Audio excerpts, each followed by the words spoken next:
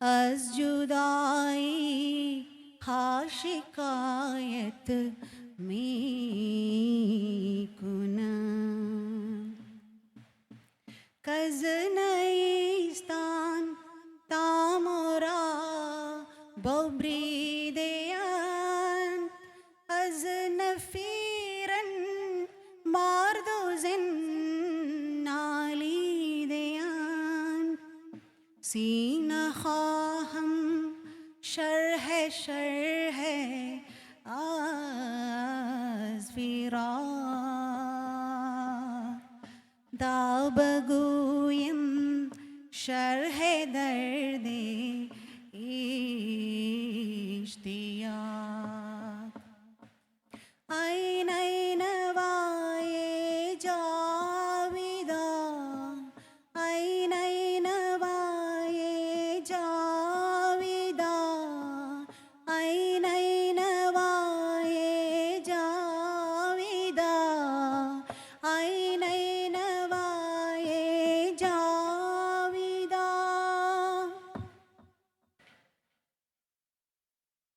നീ കേൾക്കുന്നുണ്ടോ എന്നാണ് ഗുരു ചോദിക്കുന്നത്. നിന്റെ ഉള്ളത്തിൽ നിന്നും ആ പുല്ലാങ്കുഴലിന്റെ വിരഹ കഥ, പുല്ലാങ്കുഴലിന്റെ വിരഹ കഥനത്തെ നീ കേൾക്കുന്നുണ്ടോ എന്നാണ് ഗുരു ചോദിക്കുന്നത്. അതെന്താണ്? എന്തിനാണ് നമ്മുടെ ഉള്ളത്തിലിരുന്ന് ഈ പുല്ലാങ്കുഴൽ ഇത്രമേൽ വേദനിക്കുന്നത്? എന്താണ് ജീവിതത്തിൽ എന്ത് തന്നെ ഉണ്ടായിട്ടും നിങ്ങൾക്ക് തൃപ്തിയില്ലാത്തത്? എന്തിനെയാണ് നിങ്ങൾ വീണ്ടും വീണ്ടും തേടിക്കൊണ്ടിരിക്കുന്നത്? അത് നമുക്ക് അകത്തെയുള്ള പുല്ലാങ്കുഴലിന്റെ രോദനമാണ്. ഇനി എങ്ങനെയാണ്, എന്തുകൊണ്ടാണ് ആ പുല്ലാങ്കുഴലിന്റെ രോദനം എന്ന് ഗുരു പറയുന്നത്? നീ ഒരു മുളങ്കാട്ടിൽ നിന്നും വെട്ടിമാറ്റപ്പെട്ടവനാണ്. നീ നിന്റെ ഉറവയിൽ നിന്നും മാറ്റപ്പെട്ടവനാണ്. ആ ഉറവയിലേക്ക് തിരിച്ചെത്തുന്നത് വരെ നീ വേദനിച്ചുകൊണ്ടേയിരിക്കും. ഇവിടെ ഗുരു മനോഹരമായിട്ട് പറയുന്നുണ്ട്, ഈ ഭൂമിയിലെ സ്ത്രീ പുരുഷന്മാരാകമാനം കരയുന്നതൊക്കെയും അവരുടെ കണ്ണീര് മുഴുവനും ഈ വിരഹത്തിൽ നിന്നുണ്ടാകുന്നതാണ്. ചിലപ്പോൾ നിങ്ങളുടെ കുഞ്ഞ് മരിച്ചിട്ടായിരിക്കാം കരയുന്നുണ്ടാവുക, നിങ്ങൾക്ക് ഭക്ഷണം ഇല്ലാഞ്ഞിട്ടായിരിക്കാം നിങ്ങൾ കരയുന്നുണ്ടാവുക, പ്രിയപ്പെട്ടവനെ നഷ്ടപ്പെട്ടിട്ടായിരിക്കാം നിങ്ങൾ കരയുന്നുണ്ടാവുക. പക്ഷെ നിങ്ങൾ കരയുന്നുണ്ടെങ്കിൽ ആ കരച്ചില് നിങ്ങൾ എവിടെ നിന്നാണോ മുറിക്കപ്പെട്ടത് അതിലേക്ക് തിരികെ എത്തിച്ചേരാനുള്ള കരച്ചിലാണ്. നിങ്ങളിൽ ഒരു വേദനയുണ്ടെങ്കിൽ അത് തിരികെ എത്താനുള്ളതാണ്. ഇത്തരത്തിൽ തിരികെ ഉള്ള യാത്രയിലേക്ക് പ്രവേശിച്ച് എവിടെ നിന്നാണോ വന്നത് ഉറവിടത്തിലേക്ക് എത്തിച്ചേർന്ന് ഞാൻ ആരാണ് എന്നുള്ള ചോദ്യത്തിന് ഉത്തരത്തിലെത്തിയ മനുഷ്യനാണ് സൂഫി. അവൻ മാത്രമേ ഉള്ളൂ ശത്രു. അവന് ചുറ്റുപാടും കാണുന്നതൊക്കെ അവന്റെ തന്നെ പ്രതിബിംബങ്ങളാണ്. ഇവിടെ പിന്നെ എന്താണ് അസഹിഷ്ണുത? എന്താണ് അസഹിഷ്ണുത? ഈ ജ്ഞാനത്തിൽ എത്തും വരെ മനുഷ്യരാശി അസഹിഷ്ണുതയിൽ തുടരുക തന്നെ ചെയ്യും. ഈ ജ്ഞാനത്തിൽ എത്തിച്ചേരാതെ സൂഫി ജ്ഞാനം എന്ന അർത്ഥമേ ഇല്ല. മനുഷ്യൻ ജീവിതം എന്താണ് എന്നറിയേണ്ടവനാണ്. മനുഷ്യൻ ജീവിതം എന്താണ് എന്ന ചോദ്യവുമായി ജനിച്ചവനാണ്. ജീവിതത്തിന്റെ പൊരുൾ അന്വേഷിച്ച് കണ്ടെത്താതെ ഒരുവനും ശാന്തിയിൽ എത്തിച്ചേരാൻ കഴിയുകയില്ല. സ്വയമേവ ശാന്തിയില്ലാത്ത ഒരു മനുഷ്യൻ എങ്ങനെയാണ് ശാന്തിയെ പ്രസരിപ്പിക്കാനാവുക? സ്വയമേവ ശാന്തിയിൽ എത്താതെ ഇരിക്കുമ്പോൾ നമ്മൾ ഏത് സമയത്തും നമ്മളിലെ തന്നെ മൃഗതലത്തിലേക്ക് താഴ്ന്നു പോകാനുള്ള സാഹചര്യങ്ങൾ എമ്പാടുമുണ്ട്. ഇവിടെ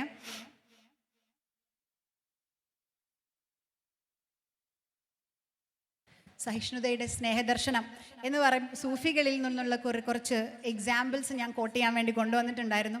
അതും കൂടി പറഞ്ഞിട്ട് ഞാൻ നിർത്താം. എനിക്കറിയാം ഒത്തിരി സമയം വൈകുന്നുണ്ടെന്ന്.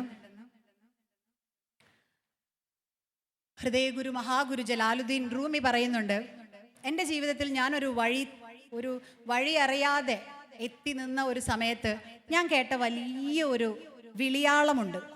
അത് ഉള്ളിൽ നിന്നും കേൾക്കുന്നവന് മാത്രമാണ് പുറത്തു നിന്നും കേൾക്കാൻ സാധിക്കുക. ആ വിളിയാളം റൂമിയുടേതായിരുന്നു. അതിങ്ങനെയായിരുന്നു: വരിക വരിക, നീ ആരാണെങ്കിലും കടന്നു വരിക. നീ ഭക്തനോ യുക്തനോ വിരക്തനോ ആവട്ടെ, നീ കടന്നു വരിക. ഇത് വിഗ്രഹാരാധകനോ വിഗ്രഹധ്വംസകനോ വിഗ്രഹഭഞ്ജകനോ ആയിരിക്കട്ടെ, നീ കടന്നു വരിക. ഇത് പ്രത്യാശയുടെ സാർത്ഥ സാഗസംഘം.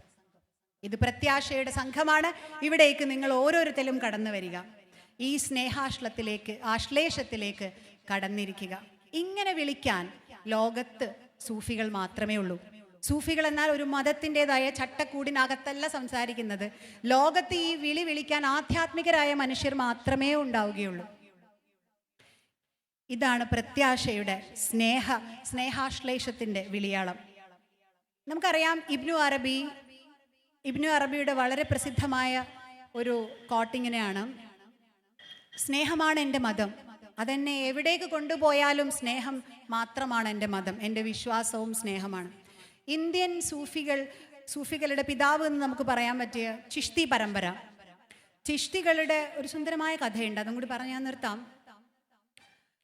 ഖ്വാജ മൊയിനുദ്ദീൻ ചിഷ്തിയുടെ ഗുരു ഉസ്മാൻ ഹാറൂനി, ഉസ്മാൻ ഹാറൂനിയുടെ കൂടെ 21 വർഷക്കാലം അദ്ദേഹം സഞ്ചരിച്ചിട്ടുണ്ട്. ഗുരുവിൻ്റെ കൂടെ ശിഷ്യർ സഞ്ചരിക്കുക പതിവാണ്. അപ്പം ഇതുപോലെ 41 ശിഷ്യരുമൊത്ത് ഉസ്മാൻ ഹാറൂനി പേർഷ്യൻ സൂഫിയായിരുന്നു. അദ്ദേഹം പലയിടങ്ങളിലായിട്ട് ചുറ്റി സഞ്ചരിച്ചു. ഒരിക്കൽ പെട്ടെന്ന് തൻ്റെ കൂടെയുള്ള ശിഷ്യരെ ഒന്ന് പരീക്ഷിക്കാനെന്ന വണ്ണം ഉസ്മാൻ ഹാറൂനി ഒരു അമ്പലത്തിലേക്ക് പ്രവേശിച്ചു. അവിടെ ആ അമ്പലത്തിൽ പോയിട്ട് അദ്ദേഹം മണിയടിച്ചു. അതോടുകൂടി കൂടെ ഉണ്ടായിരുന്ന 41 പേരിൽ 40 പേരും പോയി മറിഞ്ഞു. അമ്പലത്തിൽ പോയി മണിയടിക്കുന്ന സൂഫിയെ അല്ലെങ്കിൽ അങ്ങനെ ഒരു പണ്ഡിതനെ ആർക്കാണ് ഗുരുവാക്കാൻ കഴിയുക? ഒരു ധാരയിൽ വന്നിരിക്കുന്ന ആളുകൾക്ക്. അവിടെ ഉസ്മാൻ ഹാറൂനി തിരിഞ്ഞു നോക്കുമ്പോൾ ഖ്വാജ മൊയിനുദ്ദീൻ ചിഷ്തി മാത്രമായിരുന്നു അദ്ദേഹത്തെ ശ്രവിക്കാനുണ്ടായിരുന്നത്. അപ്പോൾ ഉസ്മാൻ ഹാറൂനി പറയുകയാണ്, പ്രിയപ്പെട്ട ശിഷ്യ, എല്ലാവരും പോയല്ലേ, എല്ലാവർക്കും കൂടി ഉള്ളത് ഞാൻ നിനക്ക് തന്നിരിക്കുന്നു. ഇതാണ് ചിഷ്തി പാരമ്പര്യം, ഇന്ത്യയുടെ പാരമ്പര്യം ഇതാണ്. നമുക്കറിയാം, ഇവിടെ ഇദ്ദേഹം പറയുകയുണ്ടായി, നിസാമുദ്ദീൻ ഔലിയെ കുറിച്ച് സ്വന്തമായിട്ടൊരു ട്രെയിൻ ഉണ്ടെന്നൊക്കെ ഇദ്ദേഹം തമാശയായിട്ട് പറയുകയുണ്ടായി. നിസാമുദ്ദീൻ ഔലിയ ഒരു ദിവസം യമുന തീരത്ത് തൻ്റെ ശിഷ്യരുമായിട്ട് ഇരിക്കുമ്പോൾ കുറച്ച് പേര് ഹിന്ദു സന്യാസികൾ അവിടെ മുങ്ങി നിവരുന്നതായിട്ട് കണ്ടു. അപ്പോൾ ഇദ്ദേഹം തൻ്റെ ശിഷ്യരോട് പറയുന്ന മനോഹരമായിട്ട് പേർഷ്യനിൽ ഞാനൊന്ന് പറയാം, ഹർ കൗം രാസ് രാഹെ, ഹർ കൗം രാസ് രാഹെ, ദീനോ ഖിബ്ല ഗാഹെ. ഓരോ മതവിശ്വാസികൾക്കും അവരുടേതായ വഴിയുണ്ട്. എങ്ങോട്ടേക്കാണ് എല്ലാവരും അന്വേഷിക്കുന്നത്? അത് ഭക്തനായാലും യുക്തനായാലും വിരക്തനായാലും എല്ലാവരും അന്വേഷിക്കുന്നത് ഒന്നിനെയാണ്. എന്താണോ നിങ്ങളെ കൽബിനെ നിറയ്ക്കാൻ ഉതകുന്നത്, ഇതാണല്ലോ അന്വേഷിക്കുന്നത്. അതിനെ നമ്മൾ ദൈവമെന്നോ നമ്മൾ തമ്പുരാനെന്നോ എന്ത് പേരിൽ വിളിച്ചാലും ഇതാണ് അന്വേഷിക്കുന്നത്.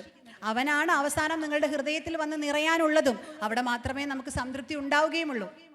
അപ്പം നിസാമുദ്ദീൻ ഔലിയ പറയുന്നത്, ഏത് ധാരകളിലുള്ളവരാണെങ്കിലും അവർക്കൊക്കെയും അവരുടേതായ വഴികളുണ്ട്. എങ്ങോട്ടേക്ക്? നിങ്ങൾക്ക് പരമമായി എത്തിച്ചേരാനുള്ളതിലേക്ക് ഓരോരുത്തർക്കും ഓരോ വഴികളുണ്ട്. ആ വഴികൾക്ക് ഓരോ ഖിബിലയും, എന്താ പറയുന്നത്, ദീനോ ഖിബില ഗാഹെ എന്ന് പറയുന്നത്, അവർക്ക് ഓരോരുത്തർക്കും ഒരു ധർമ്മമുണ്ട്. ദീനിനെ നമുക്ക് ധർമ്മം എന്ന് വിളിക്കാം, ആൻഡ് ഖിബിലയെ ധർമ്മദിശ എന്ന് വിളിക്കാം. അപ്പൊ ഖിബില എന്താണ്? ഖിബില എന്താണ്? സത്യമല്ലാതെ, ബോധമല്ലാതെ, കരുണയല്ലാതെ, സ്നേഹമല്ലാതെ മറ്റൊരു ഖിബിലയില്ല. ഈ ഖിബിലയിലേക്ക് എത്തിപ്പെടാൻ ഓരോ വിശ്വാസധാരകൾക്കും ഓരോരോ വഴികളുണ്ട്. അവരെ എല്ലാവരെയും ബഹുമാനിക്കുക, ചേർത്ത് പിടിക്കുക എന്നുള്ളതാണ് ഇന്ത്യൻ സൂഫി പാരമ്പര്യം. കൂടുതൽ സംസാരിക്കുന്നില്ല, പ്രിൻസി മാഷ് സംസാരിക്കാനുണ്ട്. നന്ദി.